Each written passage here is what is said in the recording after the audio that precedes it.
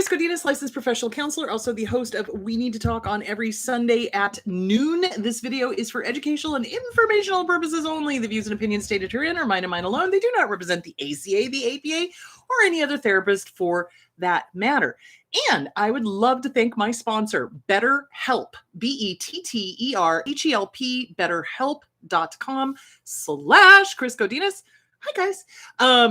They are an online counseling company. They offer online counseling all around the world. So in other words, if you're in the UK, you're on that waiting list that I've been hearing about that is like a year long or more.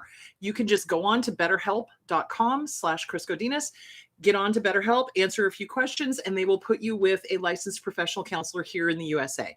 Of course, you guys are going to have to work out the time difference. Also, if you're in a small town, you don't like the counselors that are near you, you don't want to have to drive hours and hours and hours to get to another counselor, go to betterhelp.com/Chris Godinez, and they will set you up with a licensed professional, master's level or PhD level in your area. So betterhelp.com. And the thing I love about them is I've been getting really good feedback, which makes me very happy.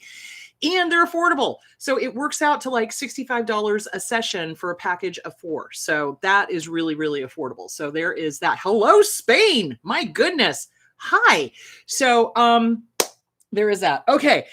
Susanna Quintana at SusannaQuintana.com. You're still that girl. She is amazeballs. We're putting on hold doing the seminar because of the stupid COVID throat punch to the COVID virus. Oh my God.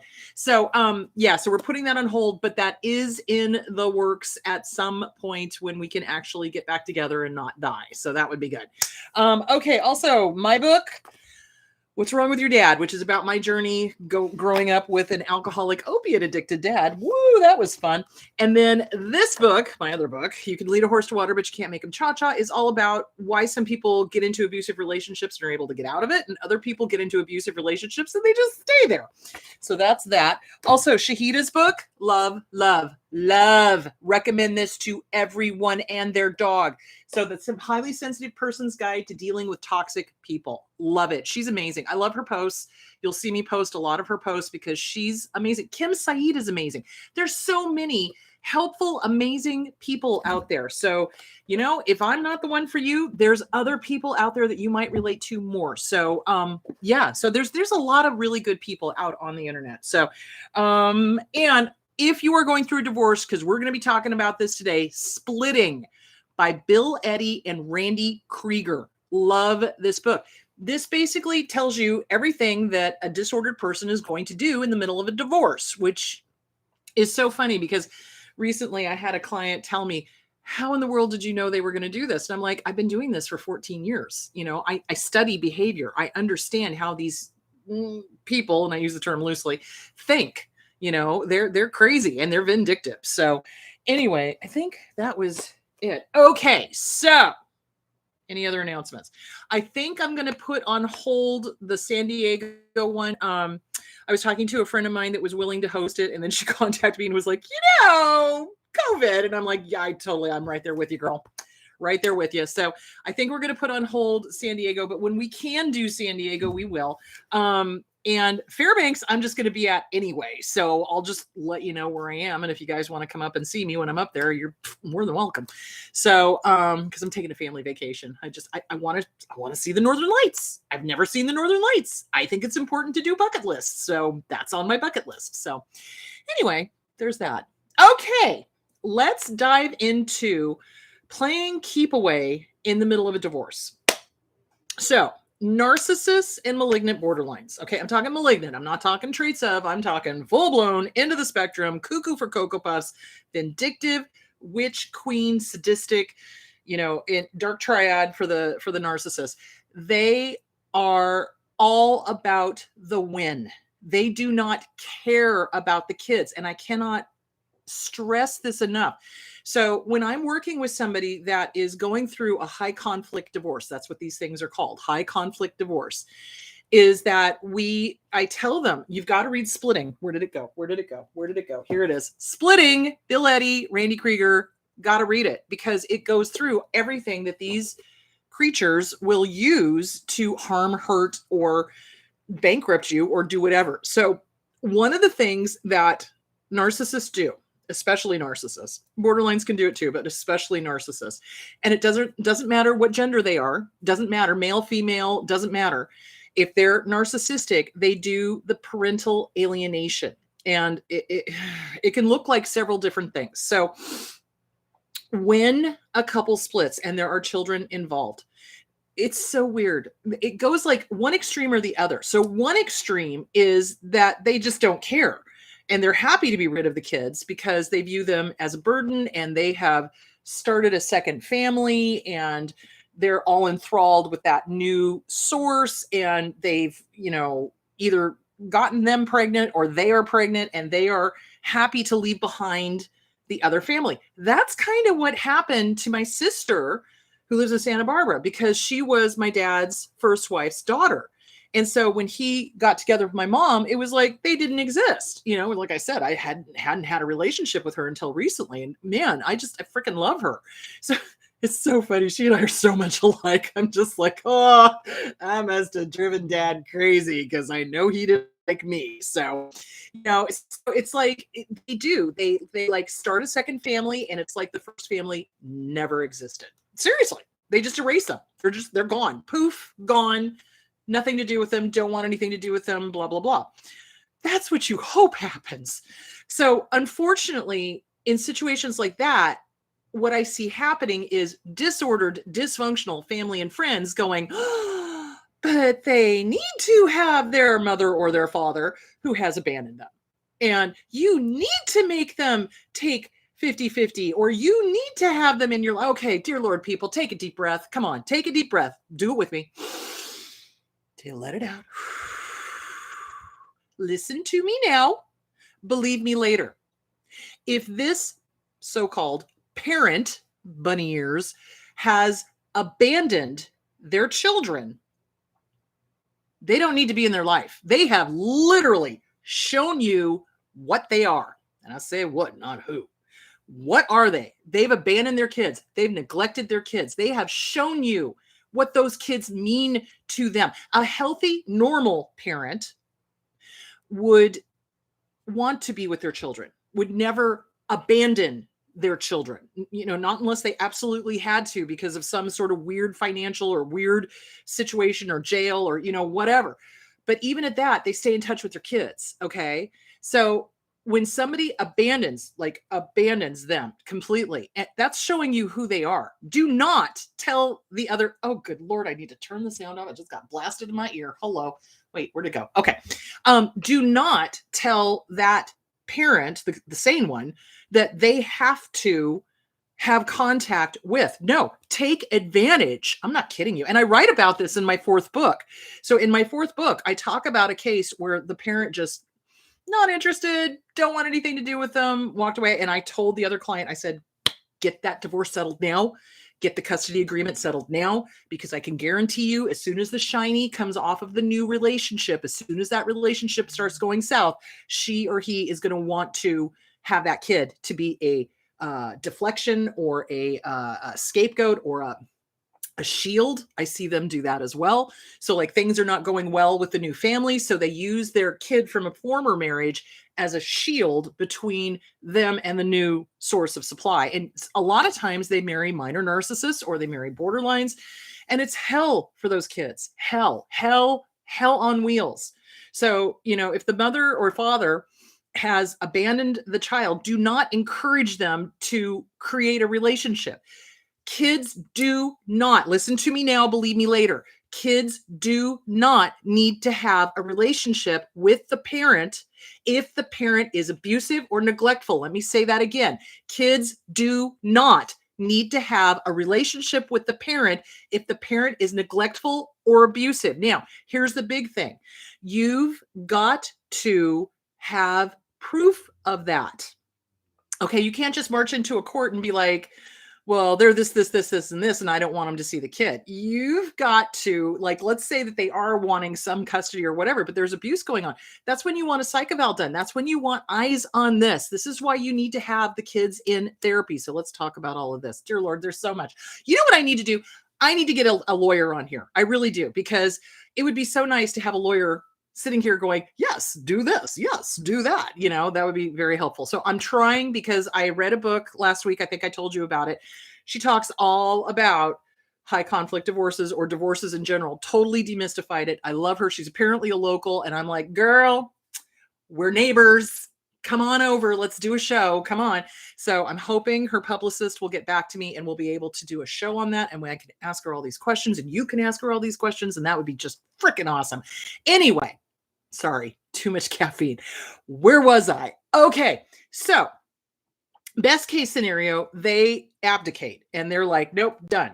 Right. And that's great, because then you can be like, okay, well, they only want to see the child once a month. And that was the case in this case, is that the ex only wanted to see the kid once a month. And every time the kid went over there, came back and was miserable because the parent was favoring the new family and made it quite obvious that he was the ugly, step mule of the family. Seriously, the scapegoat, the whole thing. So, oh God, it's terrible what they do to these kids. So they treat them like they're not even really a part of the family. They treat them like they're mules, like they tell them to do all the work, clean this, clean Cinderella kind of thing.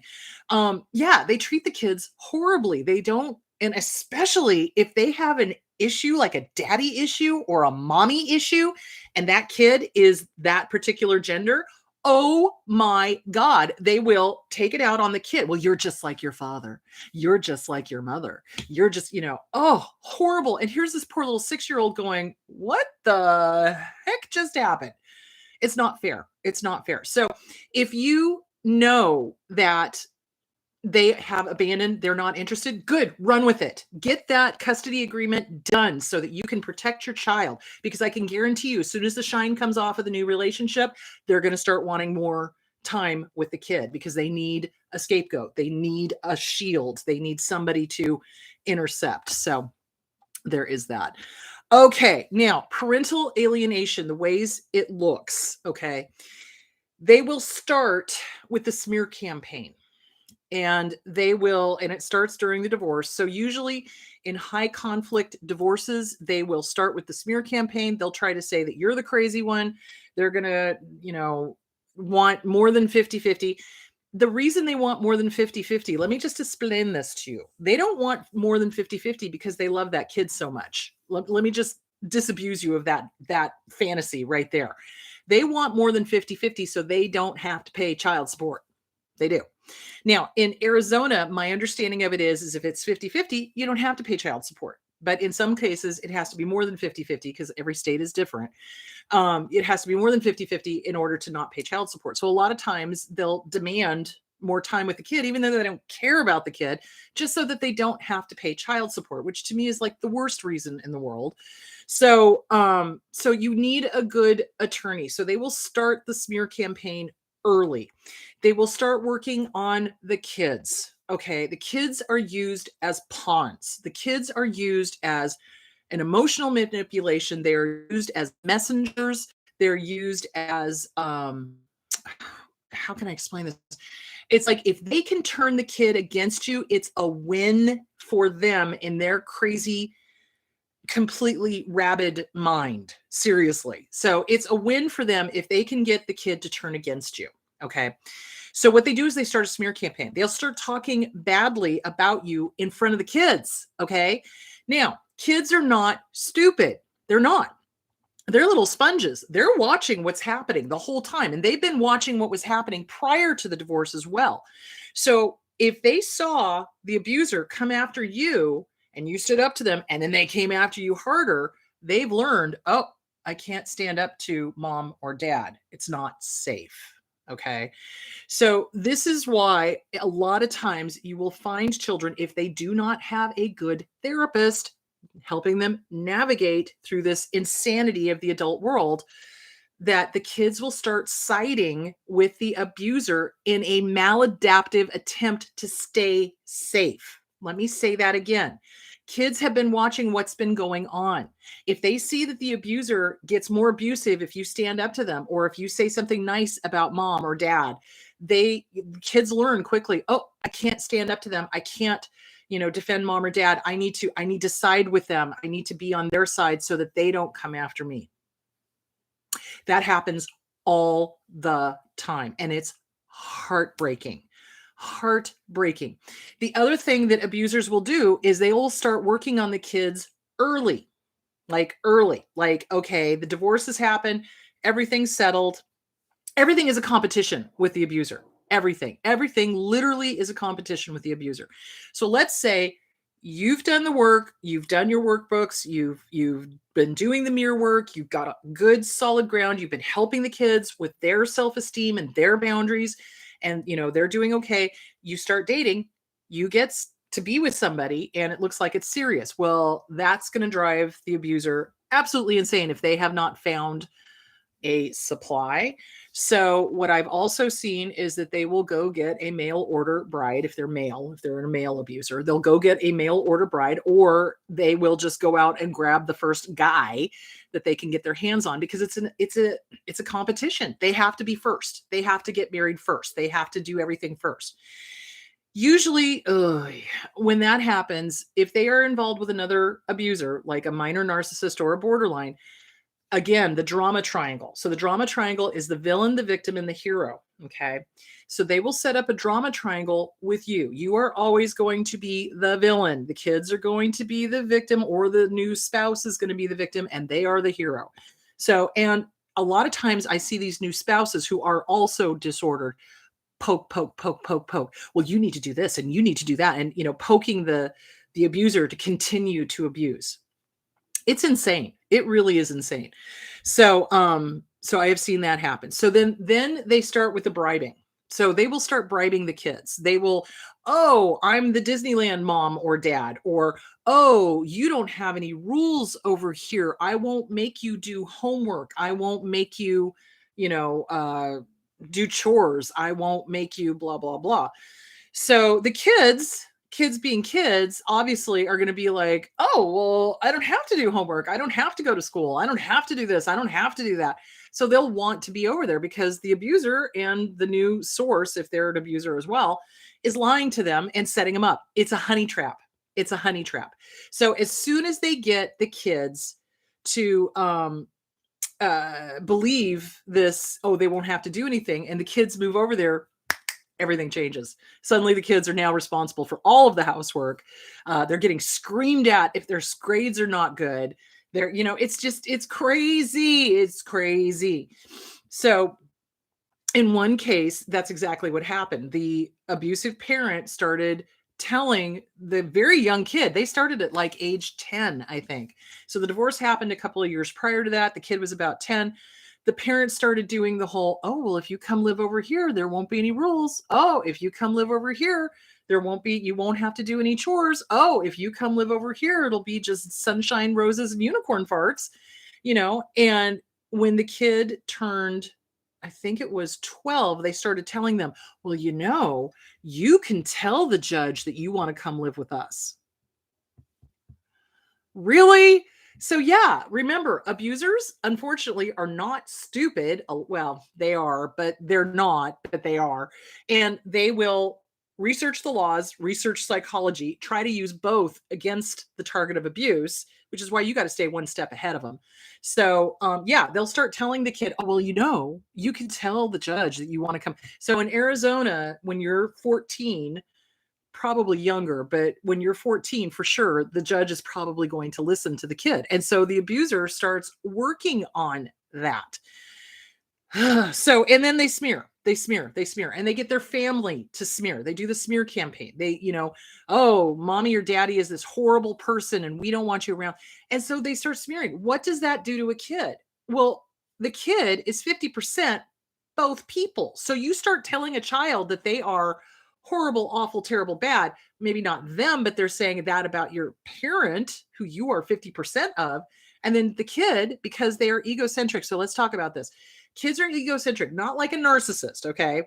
Kids are egocentric in that they don't have the cognitive ability to understand all of the manipulation. They may see some of it, but they're not able to understand all of it. And so when a parent starts bad-mouthing another parent, the kid immediately and automatically goes, they must think I'm horrible too. Maybe not consciously, but subconsciously, for sure, for sure. So that's why I keep telling people, do not badmouth your ex in front of the other child. Can you be truthful? Well, mommy or daddy has got some issues. Yeah, you can say that. That's fine because that's true. But you don't want to be like, oh, they're such an a-hole, or oh, they're just such a, biatch or whatever. You don't want to be doing that. You don't. You can call out the behavior as abnormal, but you don't want to be calling names. You don't want to be putting them down necessarily. You can just be truthful. Well, mommy or daddy has got a lot of issues that need to be worked on. Yep. You're not wrong. Because kids are not stupid. Remember, when they come back from the disordered parent, they act out. Why? Because you're the safer target.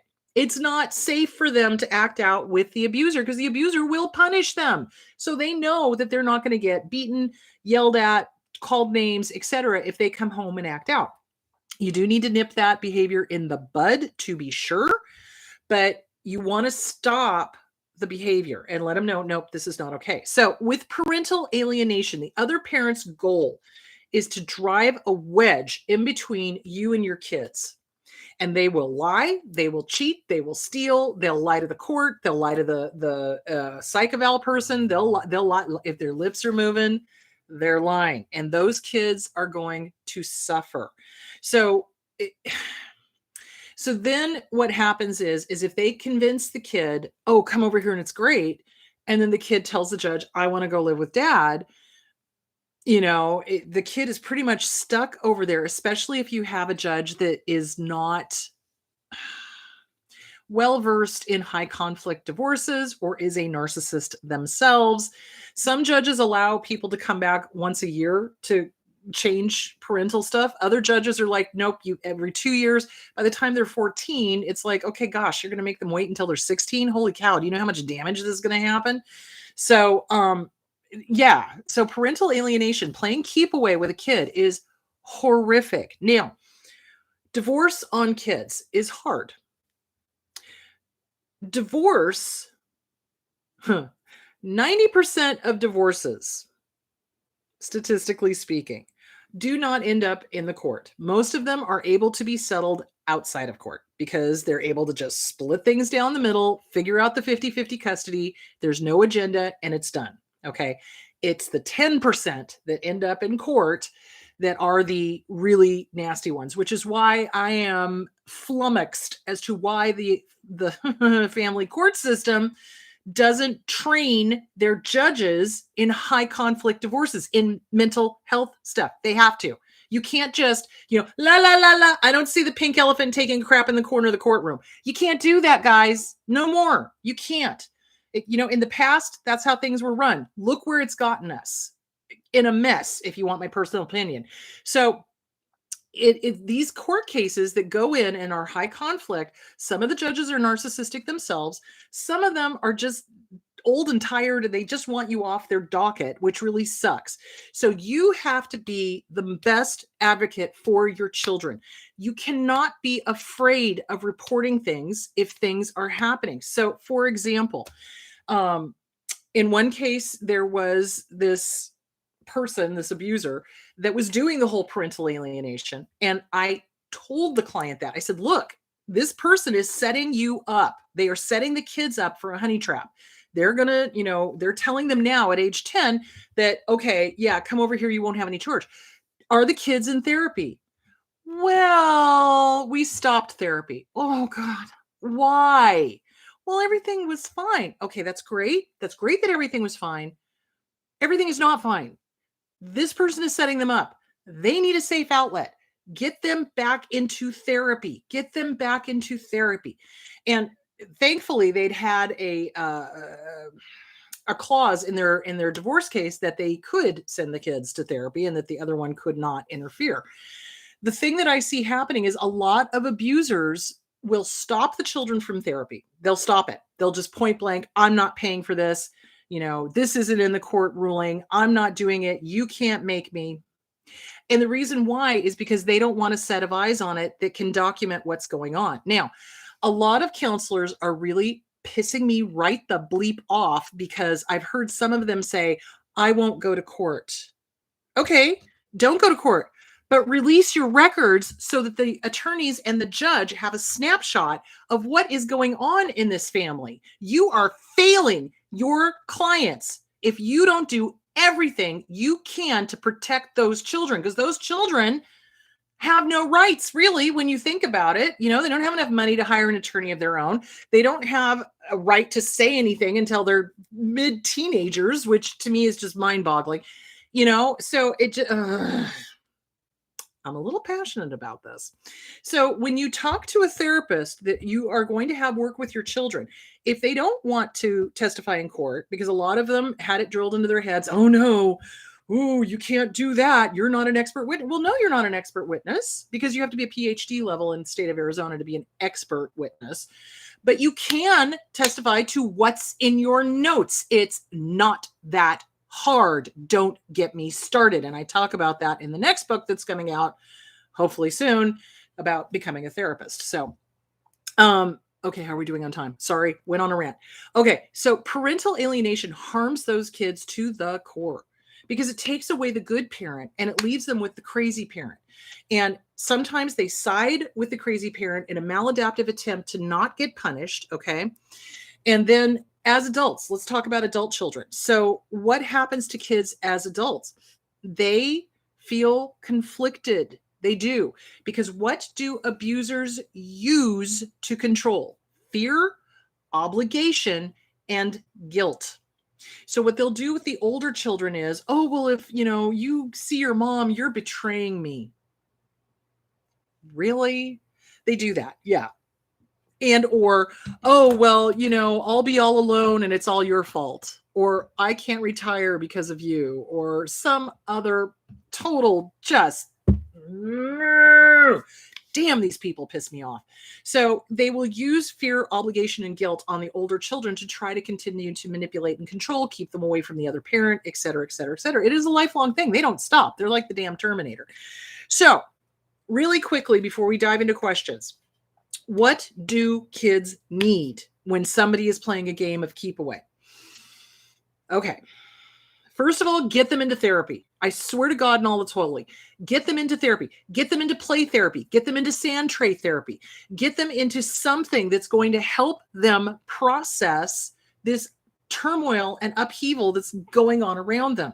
Secondly, never, ever, ever involve your kids in adult matters. I have seen abusers turn the kids into their own little therapists.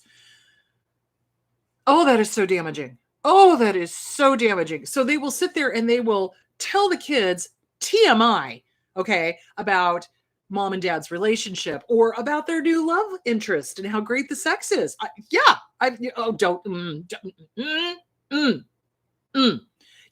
they do stuff like that.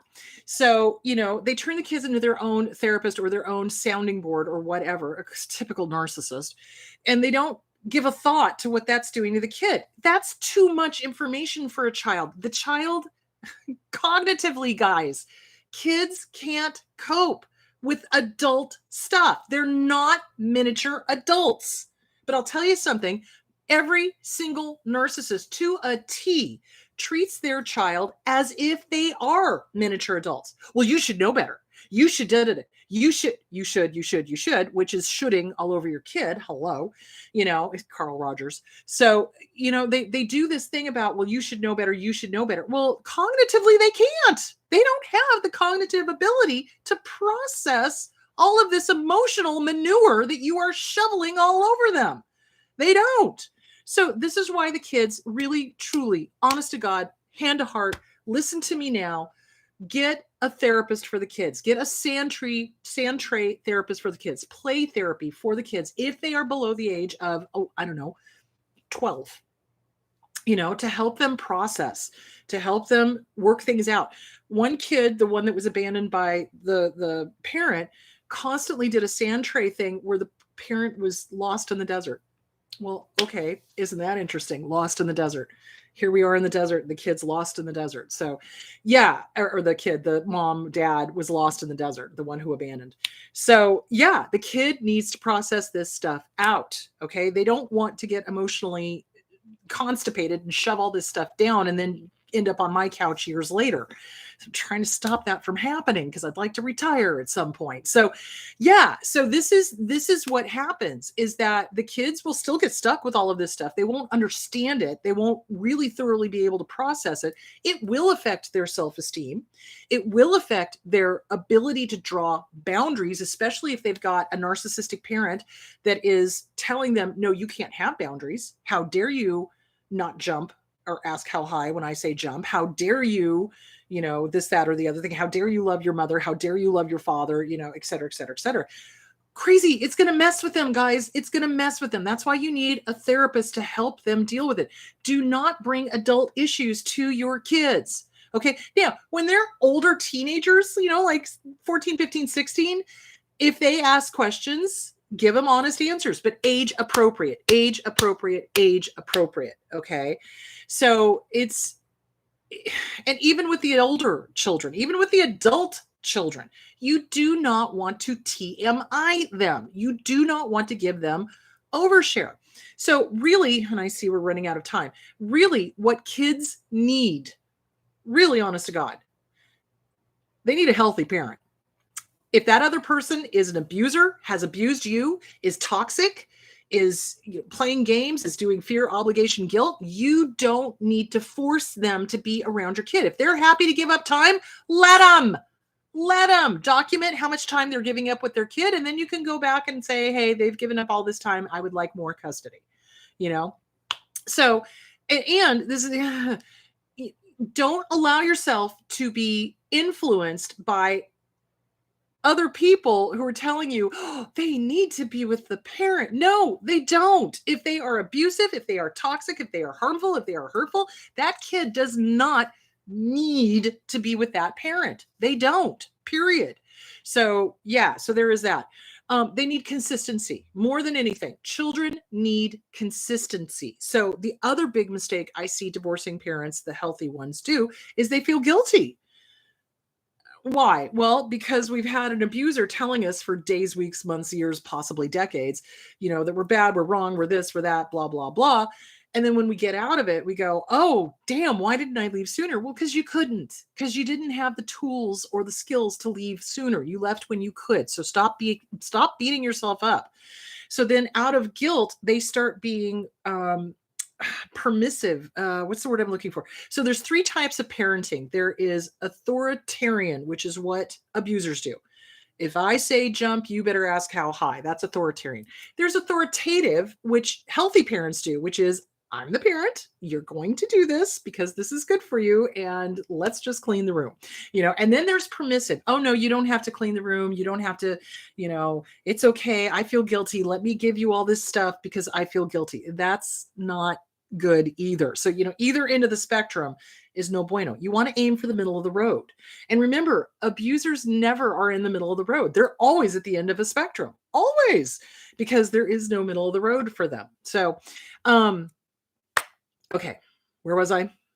So consistency. They need consistency with the sane parent. They need time. That's really all they want, guys.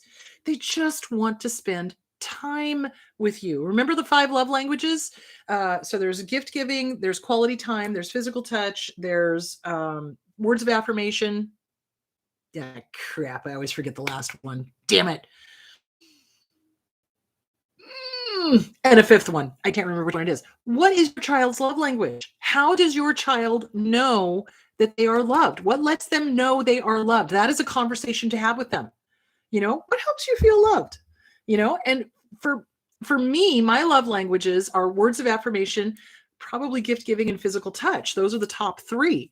So, it's that lets me know that I'm loved. And so you want to talk with your child. What helps them know that they are loved? Do that. Quality time. Quality time doesn't have to be, super intense, heavy conversations. It can be sitting and watching a cool movie together. It can be going for a walk together. It can be whatever. So remember, the love languages do not just apply to romantic relationships. They apply to the children as well. What helps them feel loved? Help them feel loved. Give them words of affirmation. Give them positive quality time. You don't so much have to give the gift giving, but it's like, do the stuff that's going to help them know that they are loved. Okay. So that is hugely important. So consistency is the big thing. Time, just time with them. Make time for them. Because when you don't make time for them, I'm busy, kid. You bother me, go away. What does that tell your child? That tells your child that you don't care. You don't care. You're not interested. Not interested. Goodbye. That's really what that says to that kid. And that basically tells the kid they're not worthy. They're not worth it. They're not worth your time. So don't do that. If your child wants to talk to you, you drop what you're doing and you talk to your kid. If your child wants to go for a walk with you, you drop what you're doing and you go for a walk with your kid. Your kids are your number one priority, because if you don't pay attention to their needs now, they will end up on my couch later. Yeah. Okay. So consistency, time. And I'm getting all of this out of Psychology Today, the latest issue of Psychology Today. Now, in this issue, it's talking about what kids need from healthy parents, but really it's what all kids need from healthy parents or the saner parent. Girls diagnosed with depression are significantly more likely to report that they felt rejected or neglected by their parent of the opposite sex. And the same goes for guys. So you're having to heal and work on the damage that the abuser is doing to the kids through the parental alienation, through the rejection of them, through the coldness, through the whatever. This is why therapy for the children is vital. You cannot skip that. Where are my glasses? Dear Lord. I swear I'll get to the questions. Hold on. I'm on a roll here. Acceptance, availability, and positive effect. Avoidance of harsh criticism. Now, narcissists are notorious for doing the harsh criticism. You want to do constructive criticism. So in other words, you go, okay, well, this is not quite the way it should be. Let's work on a solution. What can we do differently?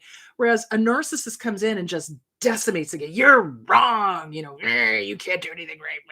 They're just terrible. Terrible. Okay. So avoidance of harsh criticism, but do constructive criticism.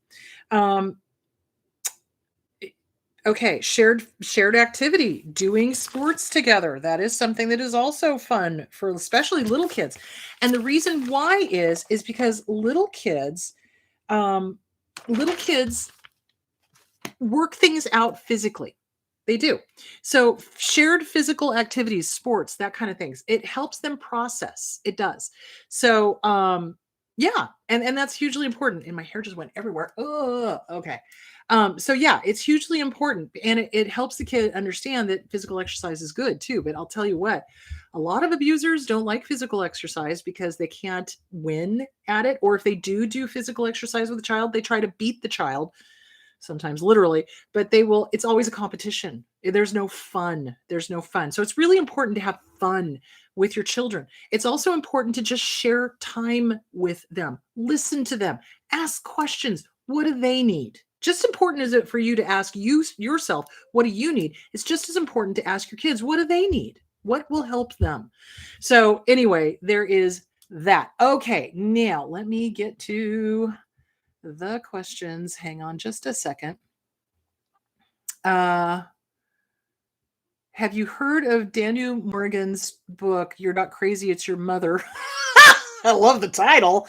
Looking for your opinion on it. I have not read that book. There's a lot of books that I have not had a chance to read. So I can definitely look into trying to get a hold of that and read it. Oh, there it is. Okay, there we go. Hold on just a second.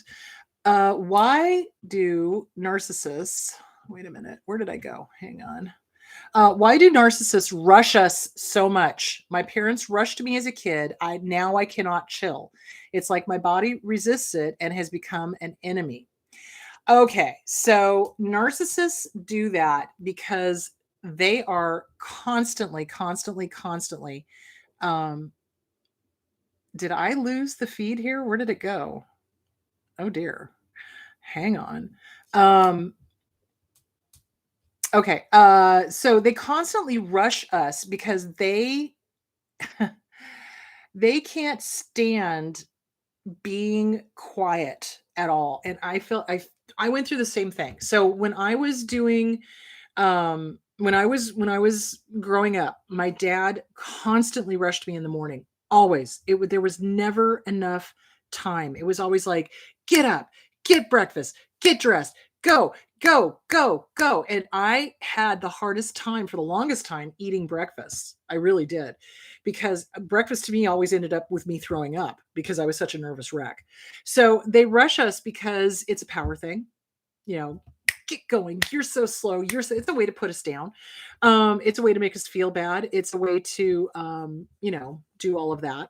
So they do that because they can't chill. They really can't. And it's really important to get with a good therapist, like seriously, a good therapist. And um, there I am, and work on relaxing, work on chilling out, work on taking your time. So it's a self care thing. It really is. And that was something I had to work on because that was something that John pointed out to me early in our relationship. He's like, it's like you're always go, go, go, go, go, go, go. And I do still tend to be a bit of a go, go, go, go, goer, but I was way worse when I was younger. And so that's when I started practicing meditation. That's when I started really diving into, okay, where did this come from? Oh, it's my dad. Isn't that interesting? And John can attest. It's like I tell him, it's like, don't rush me, because that will set me off more than anything, especially if it's at breakfast and it's like, oh, we gotta go. Nope, we'll just be late. I am not rushing through breakfast because I am not throwing up again. Thank you. So yeah, it's something that our abusers do because it's a power and control thing. They can make us wrong for being slower. There's nothing wrong with being slow. So when you're doing your mirror work, hi, good to see you. Have a great day. You know what? It's okay to take your time.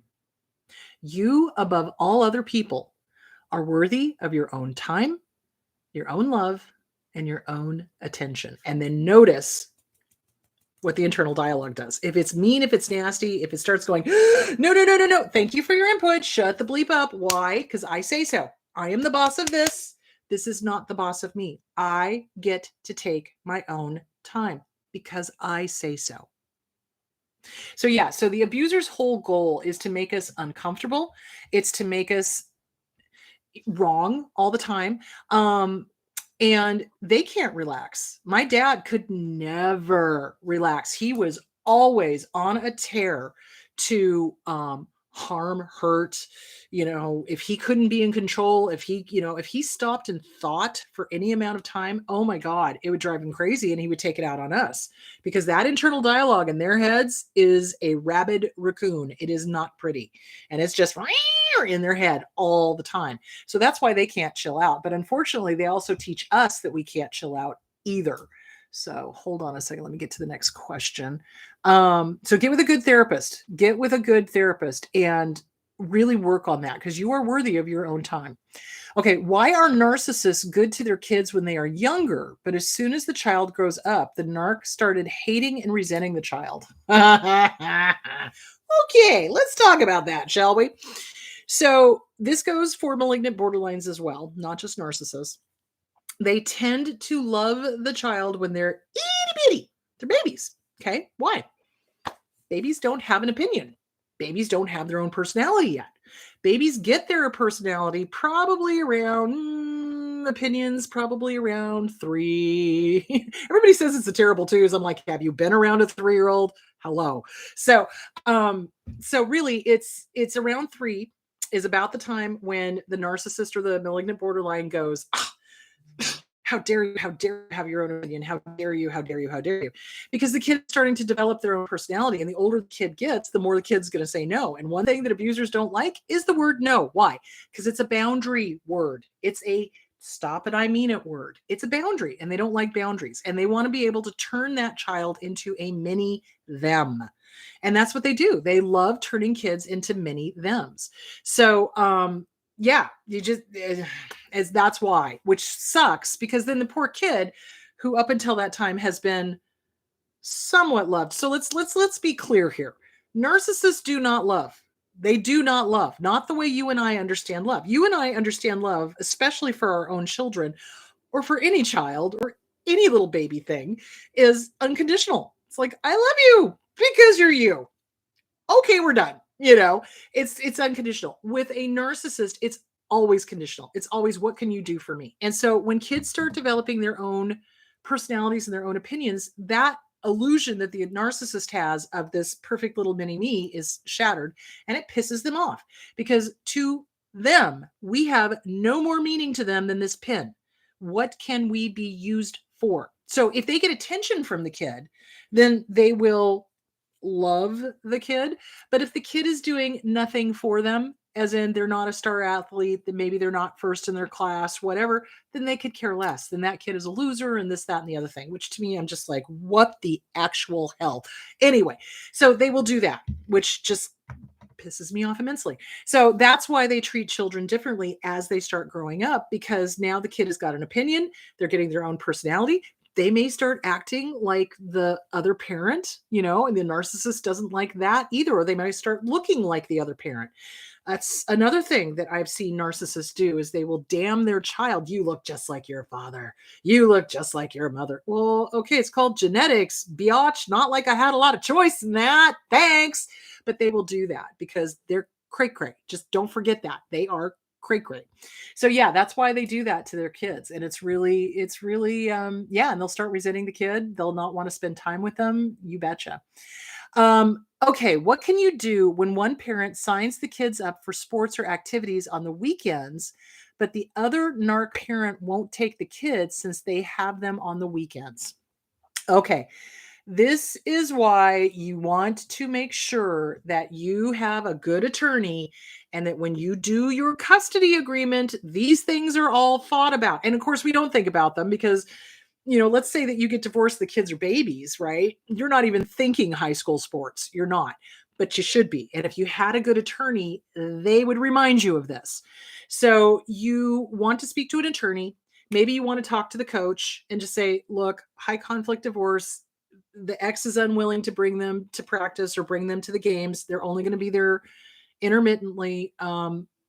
I don't know what I can do. I don't know if you could say anything. Sometimes coaches will do that. Sometimes they won't. Sometimes they're like, your problem, not getting involved in that. So, so you want to, let the coach know what's going on. You want to talk to your attorney. You want to try to civilly resolve it, but I can guarantee you the narcissist is not going to do it because it's their time. And this is also why you want to try to get right of first refusal, because what I see a lot of narcissistic parents do, at least here in the state of Arizona, is they will get the kid on their time and then hire a babysitter or shove them off on family, their family, and then go out and party. And then you're sitting here going, hey, my kid could have gone to this great concert or this game or this, whatever.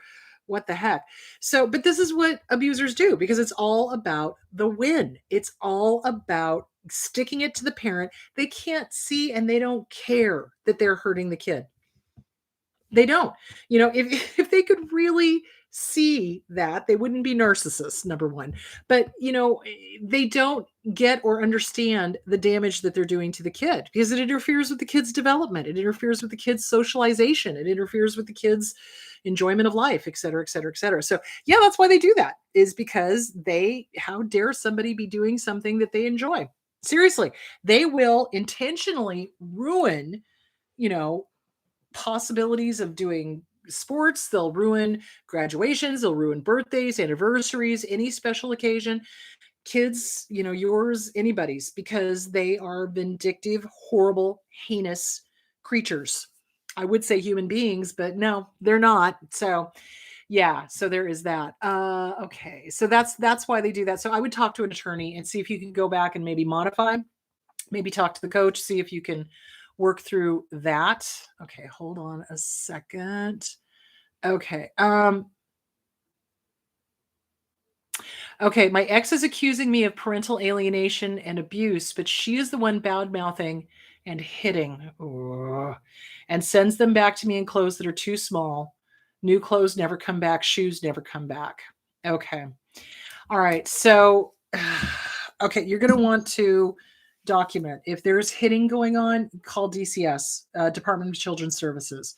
You want to get a hold of your attorney. A lot of this is attorney questions, and I wish I had my attorneys that I could, have on the show. So, So if they're hitting the child, you want to call DCS and file a report, even if it's just an FYI. Look, this is what the kids are telling me. I just want to make sure they're safe. Now, the abusive parent is going to come unglued and they may try to punish the kid more, but usually what ends up happening is if they know there's another set of eyes on it, they stop. They stop the behavior because they know they're being watched. So you definitely want to file a report with DCS. You definitely want to get a hold of your attorney, and you definitely want to file for emergency custody if that is the case, if hitting is going on. What I have seen abusers do is, yes, the kids will get Christmas presents. They'll take them over to the abuser's house, never to be seen again. Or the kids will get new clothes. They go over to the abuser's house. The abuser sends them back in clothes that are way too small, old, full of holes, etc. So the intention is on that level is that they don't care about the self-esteem of the kid. They don't care that the kid's being made fun of at school. They don't care about any of that. They want to stick it to their ex and they want to financially bankrupt them. So they will keep shoes. They will send the kids over barefoot in the dead of winter. I've seen that as well. They will send the kids in clothes that are 3 or 4 years old that don't fit, that are full of holes, that, and the kid has had to go through school, wearing that. And you know how cruel kids can be. So, yeah, they don't care. They don't care. All they want to do is, in their sick little heads, they're just like, ha, ha, ha, I stuck it to you. You're going to have to buy new clothes. So the kid is allowed to wear the new clothes over there, maybe, and what I also seen them do is they'll take the new clothes and they'll just donate them. And the kid never gets to wear them. Yeah, they're a-holes. Big time. So yeah, they're horrible. So you want to definitely talk to your attorney, all of that, especially if there's hitting going on, and file a report with DCS. Absolutely. All right. Does narcissistic abuse cause ADD? How can we heal ourselves from that? Honestly, I'm not sure what causes ADD. Is it nature? Is it nurture? Is it a combination of both? I suspect it's a combination of both. If you have a parent like what we were talking about before, where it's go, go, go, go, go, and don't you dare rest, and don't you dare relax, and don't you dare, that can cause symptoms of like ADD, Can it cause ADD itself? I don't think so. I think there's got to be a genetic component to that as well. So, it's not just a behavioral thing. So it's probably a little bit of nature, a little bit of nurture. So I'm sure that, I'm sure the abuse just kind of pushes the kid off the cliff, so to speak. So, all right, ADD. So how to heal from that? You want to get with a good therapist that understands ADD, ADHD. Be very careful of all of the medications. I have apparently lost it. Be careful of the medications. Be careful of the medications for that, because it's basically speed. So it's a paradoxical effect. They put you on Adderall, or they put you on Vivint, or they put you on, what's the other one? Adderall, Vivint, something else. Anyway, it's speed. And so it has a paradoxical effect. It helps people focus. Whereas with somebody with non-ADHD, if they took that, they would be like, wah, squirrel, that kind of thing. So, yeah, you want to get with somebody who understands ADHD. You also, if there was abuse, you want to go through the process of working on the PTSD, the CPTSD, complex post-traumatic stress disorder. So I would strongly suggest getting the books I recommend. So the Inner Child Workbook by Catherine Taylor, The Disease to Please by Harriet Breaker, CPTSD From Surviving to Thriving by Pete Walker. That's a really good one. Get with a good trauma therapist and start working through the trauma. Start working through all the mistaken thoughts and mistaken beliefs that were given to you that are not yours by the abuser. So yeah. Okay, let's go to the questions. Do we have any more? How can we heal from the pandemic of individualism and narcissism? Ooh. So, okay. Narcissism is rampant. And I think the pandemic has really pointed that out. It's really shown you, people have shown you who they are. And I think I talked a little bit about this last week that, John and I driving, we realized that the rules of the road are gone. People are short-tempered. They're anxious. They're, driving like maniacs. I'm a fine one to talk. I like to speed. But, I'm always aware of my surroundings. It's like people are like the lights are on, the engine's running. So I think what it is especially in the court system, we've got to start speaking up. Us as survivors need to start speaking up, and we need to start demanding that the court system and probably the police as well. If you look at what happened to the Gabby Pettit case, the police had a great opportunity to protect her. They had they had all of the classic signs that there was abuse going on, especially with the uh, person who called in the report that he was hitting her, not the other way around. She took all the blame for it. That's what abusers make their target of abuse do. It's the fog, fear, obligation, guilt, and they will protect the abuser completely. So yeah, we need to demand that the family court system is updated. We need to demand that the judges have a working knowledge of personality disorders, high conflict divorces. It's not just, I'm going to fight over every fork. What does the fork mean to the person? Because a healthy, normal person would be like, fine, the fork's yours, I don't care, but a crazy person will fight over every last fork and want to win and want to hurt the other person and do as much damage as they possibly can. So I do think that we need to start speaking up when we see injustices being done in the police, in the family court system, and it's rampant. It's rampant. The police get hardly any training on mental health cases. It breaks my heart. And this happens periodically here in Phoenix, where a person who's floridly psychotic, probably hearing voices, ends up getting shot by a police person because they can't follow or obey commands, because they've got Satan on one side and God on the other, both of them yelling at him, and then this person in front of them yelling at him. It's impossible. If you want to know what having schizophrenia, fully floridly psychotic schizophrenia is like, have one friend in one ear screaming nothing but good things, have another friend in one ear screaming nothing but bad things, and then have somebody try to give you commands in front of you. You're not going to be able to do it. And if you throw in on top of that, delusions and hallucinations especially, they're not going to be able to follow commands, and it's unreasonable to think that they could. So yeah, this is why it's important, I think, that we start speaking up about these issues. And I do think family court needs to be reformed. It absolutely does, because the ones who end up, like I said, the ones that end up in court are generally disordered, because healthy, normal people just want to get it done. They don't want to drag it out forever and a day, but somebody who is disordered absolutely wants to drag it out forever and a day. They do, because they're angry and they would rather have a messed up, dysfunctional connection to somebody than no connection at all. They would rather have contention and that divorce drama triangle going on than peace. Whereas healthy, normal people are like, let's just divide everything up. Let's split the custody. Let's get her done. Let's do what's best for our kid. Seriously. So there is that. Okay. All right. Is it common for the narc parent to talk about wanting to divorce but never doing it, then blaming the kids for not being able to? Oh my God, yes. So divorce is used especially if the target of abuse is terrified of being abandoned. So if the target of abuse is terrified of being abandoned, the narcissist knows that, because they've pumped for information. They know all of the fears of their target of abuse, and they will use that, I'm going to divorce you, I'm going to divorce you, I'm going to divorce you, to terrorize the target of abuse, to make them, obey, basically. Yes, they do then blame the kids. Yeah, absolutely. Well, I couldn't divorce because of you. I'm sorry. What? No, my dad used to pull that. My dad used to tell me all the time, well, I can't retire because of you. And I'm sitting here looking at him like, you're a grown ass adult. You can do whatever the bleep you want. It's like, and I thought that even when I was a teenager. So, but yeah, they will use whatever excuse they need to, because they can never take personal responsibility. They can never be like, I'm afraid to divorce, or I don't really want to retire. What would I do with myself? That kind of thing. They can never, ever think that way.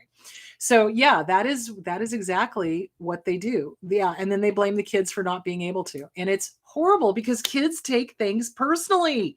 This is why I'm saying you've got to be so careful what you say to your children, how you say it to them, because that, how you speak to your children, becomes their inner dialogue. And if it's a cheerleader, good job. If it's the internal critic, it's probably the abuser. So Yeah, you've got to be careful about that. So there is that. All right. I hoped that answered all the questions.